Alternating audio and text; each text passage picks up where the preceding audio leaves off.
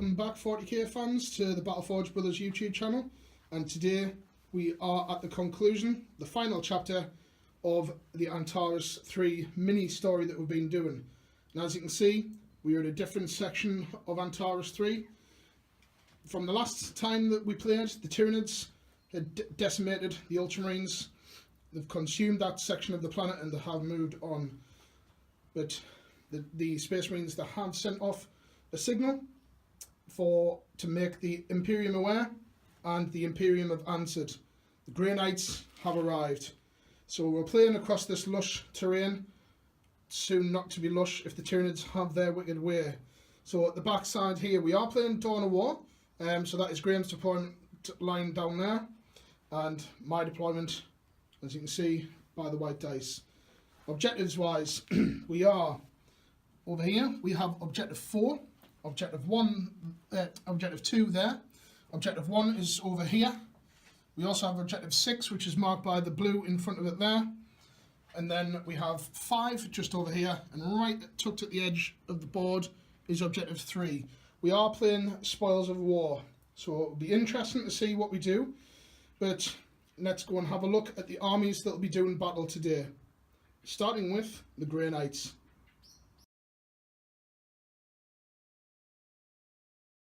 Right, guys, here is the Hammers of Titan themselves, who've been sent by the Imperium. The Ultramarines' last act on the second part of the trilogy was to send out a warning, and the Grey Knights have answered. So moving across, we have a Purifier squad here, which is armed with what you see is what you get, so halberd falchion, a stave, and also a silencer. The Aegis Defence line is part of Graham's army today as well. Behind them we have the Grey Knight Terminators with what you see is what you get, and a Mastery Level 3 Librarian. We have the Interceptors with a Thunderhammer in there. Venerable Dreadnought backing them up as well with the Assault Cannon and Heavy Flamer. Moving across to here we have another squad of Strike Squad here, which they are armed with what you see is what you get. The only proxy being this guy at the back is also armed with the four swords. Another Grey Knight Terminator squad here with the Force halberds, and at the back there is the Brother Captain. And finally, the two twins themselves, the two Nemesis Dread Knights, so both armed with exactly what you see is what you get. So one with a sword, one without, and the Heavy Incinerators and the Gatling Silencers. The only character that is not on the board is the Vindicare Assassin, which he will be setting up in Infiltration. So as we look across, we will come back and see what High Fleet Gorgoroth has brought this time round. If you remember from the last time, they did suffer some casualties, but the biomass that they've just been consuming along the way, what new beasties do they have? Right, here is the newly formed High Fleet Gorgoroth. So these are going to be taking on the Grey Knights today. Slightly different list, a couple of new biomorphs created. So moving across from left to right, we have the two Carnifexes, both with a single Twin-Linked Devourer with Brain Leech Worms each, and Crushing Claws. The one at the back that has the raised claw has Toxin Sacs. We have the Exocrine. We have the the Warlord there, with more skulls on his base. He has the Twin-Linked Devourers with Brain Leech Worms. He has Indescribable Horror and Thorax Biomorph. He's chose Desiccator Larvae today. Some warriors around here with Death Spitters, no further upgrades on them. Second in command, exactly the same as the Warlord. We have a big bunch of Gaunts running behind this rock, and just hiding behind the rock is the Forge World Mananthrop. Then we have the Broodmother, Tervagon. She does have a bio artifact. She has the Miasma Cannon, as well as Crushing Claws, and a standard equipment as usual. Looming over the rocks just behind here, we have the Hive Crone. No further upgrades, just the standard dual cannon and the Tentaclids. And a new unit, just the Hive Guard down here with the Impaler cannons. So they will be looking to sweep over, do as much damage. Warlord trait that we got for the Tyranids was that I can elect it to be night fighting, and also we have night vision. So we will be making it night fighting turn 1. However, we haven't rolled to see whether we can seize. Grey Knights at the moment are going first.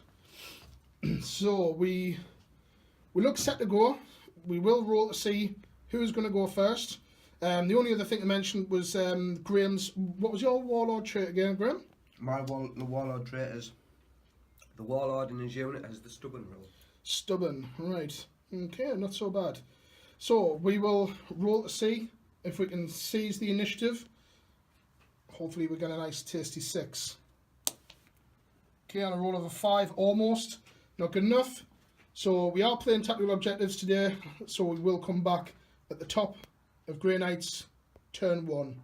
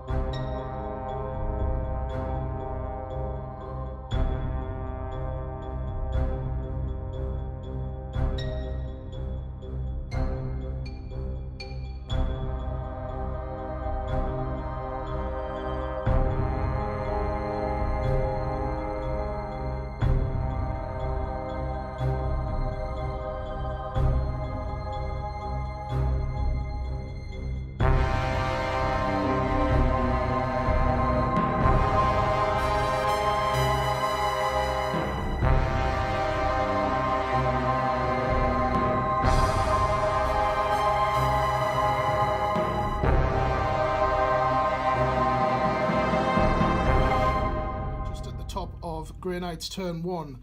So it's 3 cards each, and we can both steal each other's. So assassinate, secure objective 3, and a secure objective 5. So the Grey Knights will be looking to be moving forward. There's objective 3 as a reminder, and 5 just there. So we will come back to see what Graham does with the Knights of Titan, see where they go, back after the movement phase. Right, we are at the end of the movement phase. So these guys have just shuffled up, Dreadnought moving along. Terminators just all keeping nice together over here. Everyone else has pretty much just shuffled a couple of bits. These Terminators have moved forward with the Brother Captain. However, shunted forward with these two, right in the lines of the Tyranids. It is night fighting, but those heavy incinerators will more than likely come in handy. Just to mention for powers, there's quite a lot of powers to run through. I forgot to go through the powers earlier. So we have the Purifier squad. They ended up getting Banishment, Hammerhand and Cleansing Flame. We also got the Librarian himself. He had, obviously, with Force, Dominate, Shrouding, Invisibility and Psychic Shriek. His Terminator guys that he's currently with, they got Banishment and Hammerhand. The Venerable Dreadnought, he had Banishment and Sanctuary. These guys here, for their psychic powers, the Interceptors, for their psychic powers they had Banishment and Hammerhand. These guys over here, they had exactly the same, and the Terminators over here with the Brother Captain, they had Banishment and Hammerhand. And the Brother Captain himself, he had Force, Assail, Psychic Maelstrom. So, and these guys over here, they had Sanctuary as well. Did they have any other powers? Sanctuary and Banishment. Banishment, right, okay, no problem. So, after the mentioning the psychic powers, it's only fitting that we will come to the psychic phase. So we'll roll for the warp. So 4 on top of the ridiculous amount that Grey Knights will get on top of that. So we'll come back after the psychic powers have been resolved. Right, we are back after quite a quick psychic phase for Grey Knights actually. So really the only real one to mention was Shrouding was casted from the Librarian over there. Tried to cast Invisibility but failed. Over here, tried to cast Sanctuary on this guy but we denied it. And this guy also failed as well. Apart from that, the majority of the other powers out of range. So not too bad from the Grey Knights at the moment. But we are coming back to the shooting phase. And we do have a lot of big guns in our faces. So we'll come back after the shooting phase has been resolved. And we'll see if there's any assaults as well. Right, so we are after shooting phase. And not as devastating as I thought it was going to be. Still bad. As you can see, second in command is down to 2 wounds. He is swooping, of course, because we're not in a glide. Sorry, we're not swooping at the moment with us deploying. He has jinked, and he's also soul blazed. We lost 8 of our number to the termagants down here as well. That came from firepower from these two guys here. A lot of firepower from the Gatling silencers came in and did a wound against the second in command. And then, of course, the heavy incinerators, they came in and blasted loads. So we do have a couple of soul blaze checks just to do. There's no further shooting, no run moves, nothing like that. So we are going to just quickly roll. Any assaults to set off, Graham? No assaults. No assaults, okay. So we might as well wrap up this turn now. So we'll just do the soul blaze first. So on the termagants. Okay, that dies out. And on the second in command. That continues on, so D3. Okay, so that is 2, and you are wounding on 6s. No wounds this time, but the flames have gone out on the termagants. It's still raging on this guy here. So at the end of that phase, points-wise, there is no points scored yet, but it is early doors. There's no first blood, as this unit is big. But we will come back after the Hive fleet reacts. Still night fighting, although a lot of these weapons ignore cover, but we have a lot of stuff that we need to think about. So we'll come back at the top of Hive fleet Gorgoroth, turn 1. Right guys, we are at the top of Tyranid turn 1, and we've gotten secure objective 5, big game hunter, and secure objective 3. And because we are playing Spoils of War, essentially if we get that and that, we will get double the points, which would be very nice for the Nids. So we have moved forward. Warlord has gone up into flying, swooping, and he's just moving forward, looking to get some shots off at these guys. They are behind the Aegis, it is theirs, but we'll see what can happen. The Carnifexes, they are one brood, they are moving forward, hopefully to get within 3 inches of that, the run move. Closely followed by the Warriors, just to provide a bit of extra synapse in case anything happens to the Warlord over there. The Exocrines just moved up 6 and pivoted, just to get some shots off at them guys, the Dread Knights. These have just shifted along, just to get some shots to see if we can do anything against that. The Hive Crone, he's come flying over. He is actually over that. So we will be doing a rake and strike, which we've already informed Graham of. Malanthropes just shifted along a little bit just to keep that shrouded up there. These guys have all shifted up. Tervagon's moved, and she's bred 9 of the number back, so we are back at full strength for that.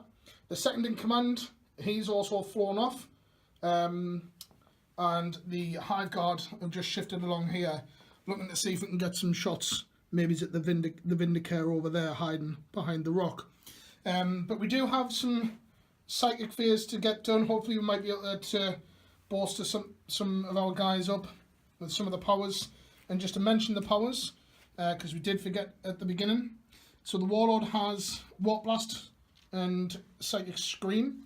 Second in command, who's currently off the board, has Catalyst and the Horror. And the Tervagon has Psychic Scream and of course Dominion as well. So we will come back after the Psychic phase, but we will just quickly roll for our dice. So we have 2, so not a great deal, but we'll see what happens. So we'll be back after the Psychic phase. Right, we are back after the Psychic and shooting. We're pretty much done the whole turn in one go. These guys have just moved up. Carnifexes have run.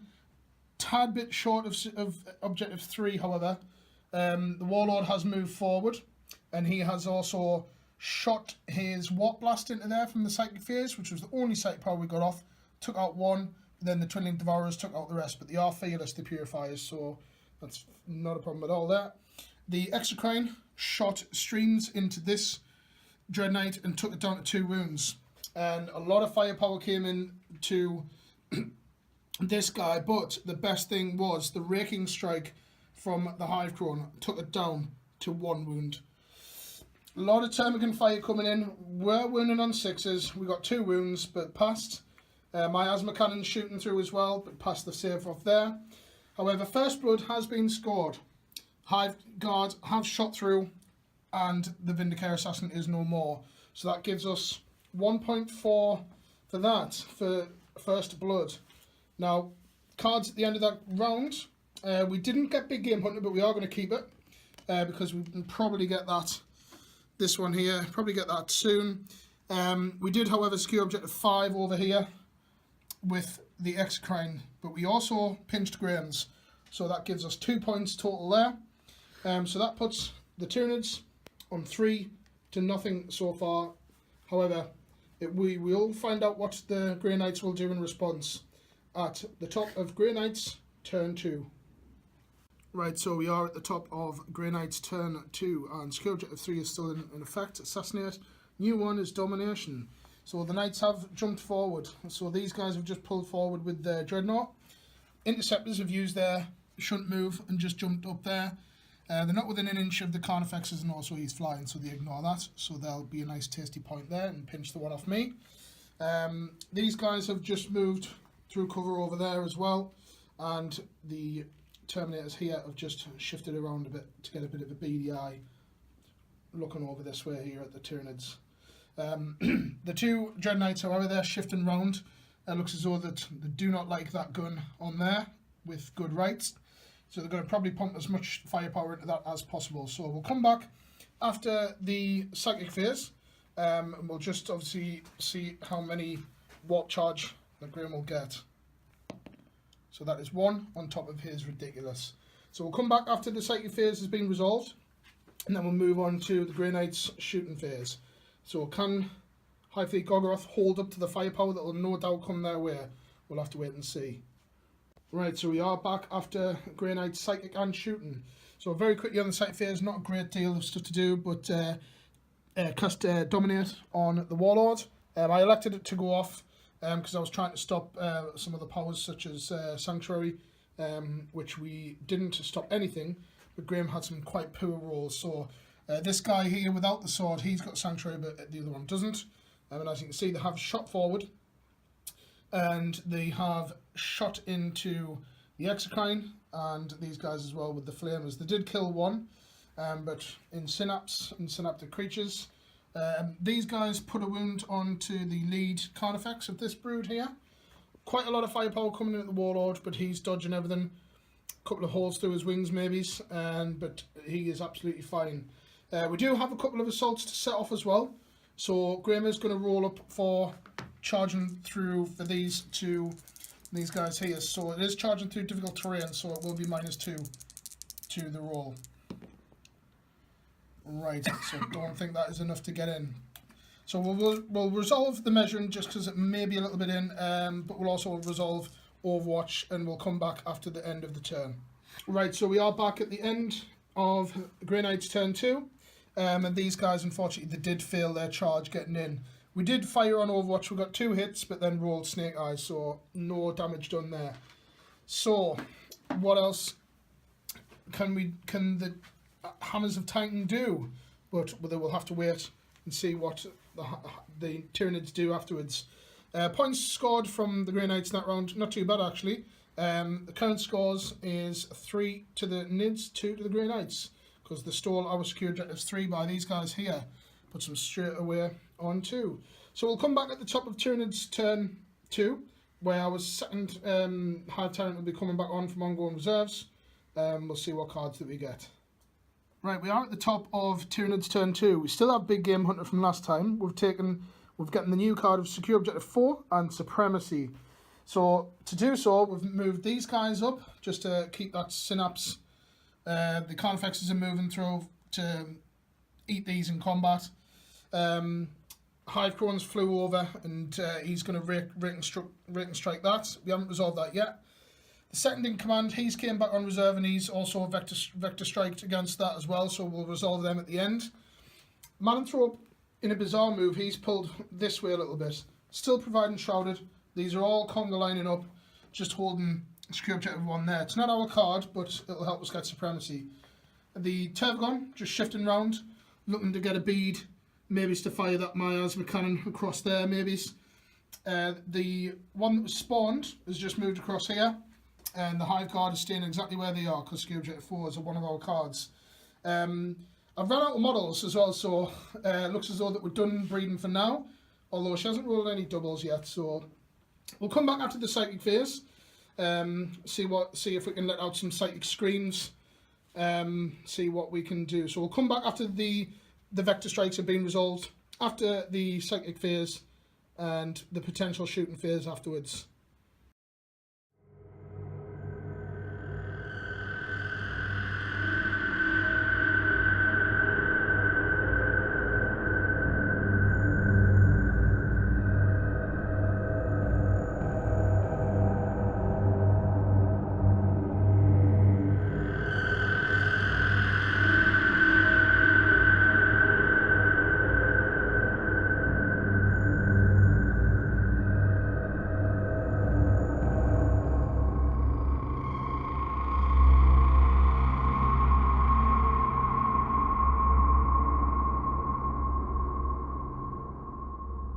Back after the Tyranids turn 2, just in the whole phase.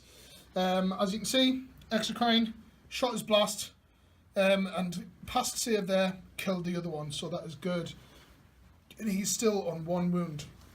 Over here, the Carnifexes have elected not to shoot because they'll be charging. A couple of raking strikes and everything didn't really do much. Graham passed pretty much everything there. Over here, however, the Warlord flew over, got Psychic Scream, killed 2 Terminators, and then in the following shooting phase he killed another 1. So killed 3 Terminators there, but Graham did pass his leadership even though Shadow and the Warp's in effect. Apart from that, really not too much to sing home about. Just fired the miasma cannon up here, and this Hive Tyrant took these down to 3. Apart from that, they passed their leadership as well. The only other thing we're going to do really is we're going to set a charge off. We reckon that we need about 3 inches, so we are going to charge the Carnifexes into the interceptor squad there. So I'll just roll that on camera down here. Okay, so on a 9 that'll definitely be in. So we'll come back after Overwatch has been resolved, Hammer Wrath and all that kind of stuff as well, and we'll get back to the scores. Back in a moment. Right, we are back after the assault. So as you can see, Carnifexes made absolute mincemeat out of the interceptor squad, and they just consolidated an inch further up there. After that round, however, the Tyranids have absolutely stormed ahead. So we did secure objective 4 with the Hive Guard over here. We also got supremacy as well, because even though the interceptors are gone, they were holding it at that stage, and we are actually holding 3. So we rolled a d3 and rolled a 6, and then we also got Big Game Hunter for, of course, taking out this guy over here. So that puts the Tyranids of the Hive Fleet, Gorgoroth, puts us on 8 to the Grey Knights 2. So the Grey Knights have come in expecting this to be a walkover. It is by no means a walkover, and every single casualty that the Grey Knights feel is a big hit. So it looks as though that numbers are definitely paying off. But however, the Grey Knights are far from out of the fight at the moment. So we'll come back at their top of their turn 3, and we'll see what they can pull out. They need some much needed points to come back from this. So we'll come back at the start of Grey Knight's turn 3. Right, so we are at the top of Grey Knight's turn 3. And the cards that Graham got was Assassinate, Kingslayer, and Secure Objective 1. And Objective 1 is being currently secured by all of these. So if he wants it, he's going to have to come and take it. But it looks as though the Dread Knight is jumping back, going to pump some shots into here. Everybody's just shifting back. With Kingslayer on the cards, looks as though a lot of firepower is going to be going into the Warlord here. Hopefully we can keep him safe for a little bit longer. Now, we do, of course, have the Psychic Phase to come, so Graham's just going to quickly roll up for his Warp Charge. Okay, so 1, plus obviously all of his many. I think it's about 16 on average, so we will come back after the Psychic Phase. If it's quite successful, we'll do it separately. If not, we'll do it together with the Shooting Phase. But we'll catch you back in a moment. Right, so we're back after the Grey Knights Psychic and Shooting Psychic Phase. Graham did get Force. He managed to activate it, but we denied it. So he was trying to catch Force over there and a Force over there, and I denied both. I was extremely lucky on that. Shooting, however, a lot of firepower pumping into both of the Hive Tyrants. Looks as though the Hive Tyrants are the ones that's given Graham the problems. Took a wound on here. We need to do a grounding test for that. So we will quickly roll that on camera now. Okay, so we are fine. So apart from that, we will come back. Any assault? Doesn't look as though there's any assaults to set off.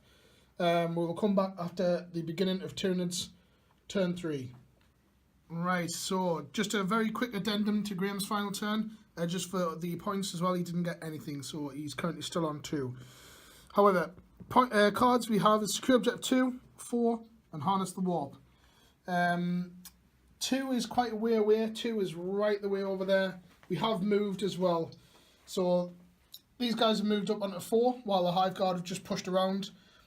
Hopefully in range to pop some shots at these guys over here.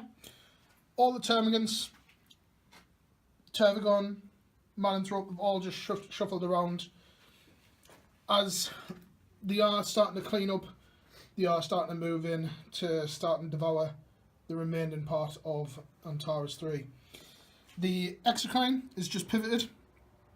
A clean shot at that. Meanwhile, second in command is still flying. He's come over here just to see if he can get a couple of shots off and weak these. The Hive Crone has come flying straight over here, and he is going to rake and strike the Dreadnought. Meanwhile, the Warlord maybe is a bit brash on my behalf, but he has dropped into glide. Hopefully we'll be able to get a charge off in our next turn, or unless Graham charges us, more than likely. And the Carnifexes are just shifting up alongside with the Warriors, just to keep that synapse range as well. So we will come back after the Psychic and Shooting phase. Just rolling for the dice here. We have just rolled a 4. So we'll come back after Psychic and Shooting. Right, so we are back after Tyranid turn 3, Psychic and Shooting. So Psychic phase, we cast Catalyst from this guy and gave it to the Warlord. Apart from that, Shooting phase was quite good. We got Slay the Warlord, killed the Warlord. Rest of the Terminators took another casualty and they ran. So we got a point for that. We did fire into the Nemesis Dread Knight, but he passed all of his saves there. Apart from that, however, the Grey Knights have called it. They are retreating. The brother captain just in the background here, who's been watching over, he has declared that they're suffering too many casualties. They are just onslaughted by Gorgoroth. In the end of that game, the scores, so we got Secure Objective 4 over here with the Termagants just around there. We also got Harness the Warp, and also Warlord over there as well. So that puts the Tyranids at a grand total of 11 to the Grey Knights 2. Not the result that I expected. I think mainly to do with the Grey Knights is they felt every single casualty, and High Fleet Gorgoroth has adapted. They faced off against the Adeptus Astartes, learnt about power armor and Terminator armor, and they've used it to their advantage. So after that, at the end of the final part of this trilogy, the Tyranids have claimed Antaris III. So they will devour it. Will we see them in the future? More than likely we certainly will. However, the High Fleet, it always adapts, so we may see some new creatures. But apart from that, thanks very much for staying with us, and thanks very much for watching all of this small trilogy. And once again, tune in next time.